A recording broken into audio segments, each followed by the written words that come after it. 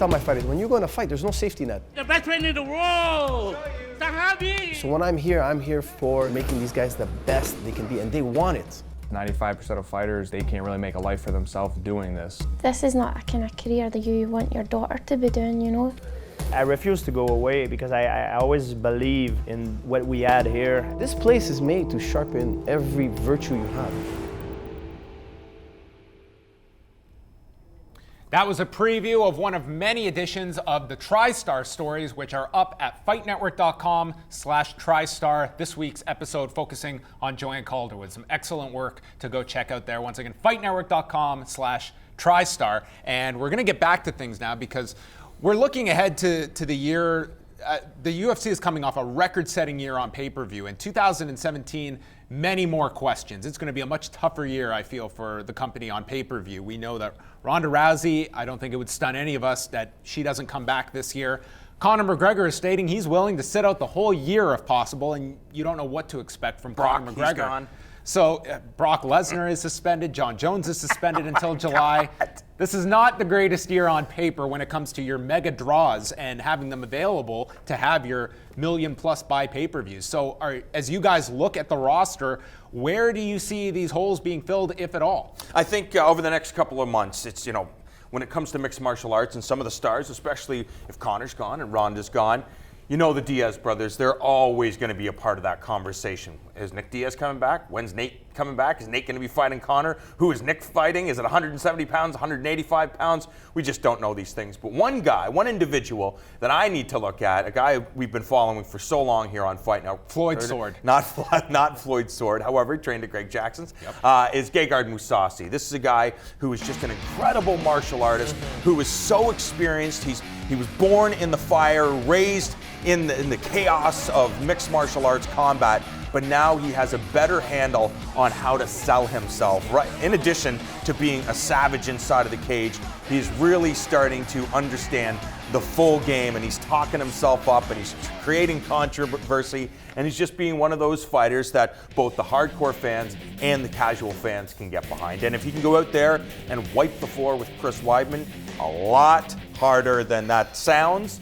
But if he can go out there and do that and make Chris Weidman look like a sieve, he can jump the line and maybe be considered a front runner at 185 pounds. Yeah, that is a great fight. And conversely, I would have to think if Chris is able to go out and take out somebody of this level, really have another career-defining win on top of Anderson Silva and Anderson Silva again, all of a sudden we're back to talking about the All-American.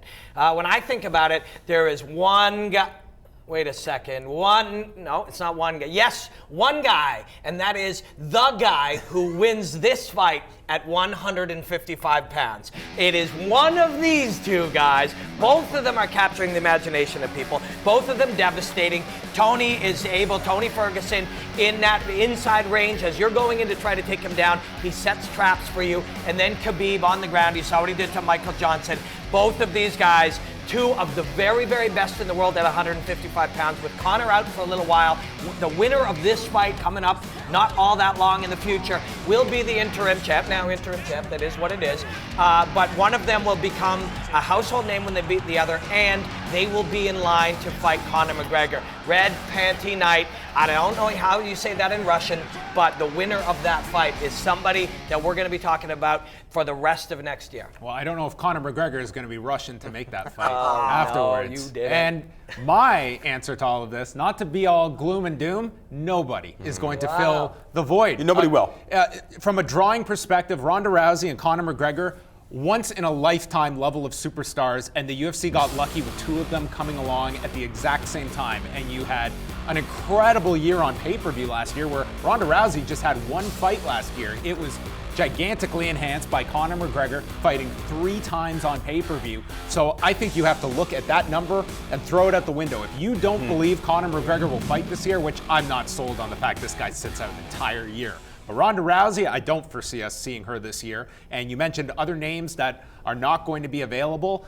And at a time when it just seems it's harder than ever to make these big fights. Robbie Lawler wanted to fight Nick Diaz. Nick Diaz did not. So even if you have one side of the equation, there's all these great fights on paper, but I think it's harder now than ever to make these fights. Yeah, but I think the UFC, what they need to do is they have to take an inventory of who are our stars right now? Who are the biggest names? If Conor's not competing, if Ronda's not competing, if Brock's not back. And adjusting expectations. Exactly. So who do we look at? Are we looking at Michael Bisping? What is the biggest fights that we can give Michael Bisping this year? You know, Paige Van Zandt, Sage Northcutt. Are we trying to inflate their tires, trying to pump them up some more? Or are we looking at the next generation? Who can we look to in the future to try to develop as big stars? Is Cody Garbrandt? Can we get behind this guy? Will the masses get behind this guy? And can we create a star like we did with Conor McGregor or Sage? I'm just going to lob a grenade over the fence here. Conor McGregor versus Floyd Mayweather. Don't be surprised if that happens this year. And when you think about it, you're like, oh, that means Conor won't be fighting for the UFC. If the UFC plays their cards the way we expect they might, they'll be involved, he will be representing the UFC in this fight.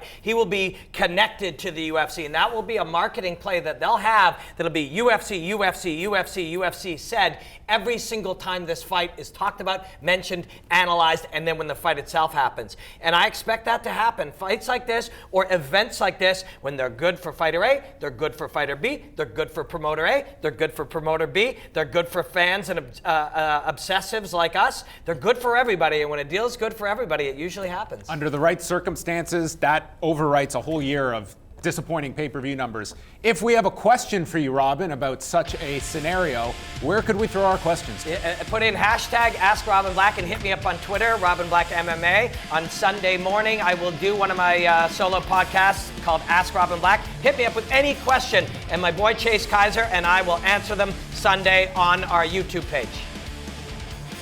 Coming up, Abel Trujillo and James Vick will square off against one another after both their opponents had to pull out due to injury. Plus, Ovince St. Preux returns to the octagon as he welcomes UFC newcomer Volkan Ozdemir.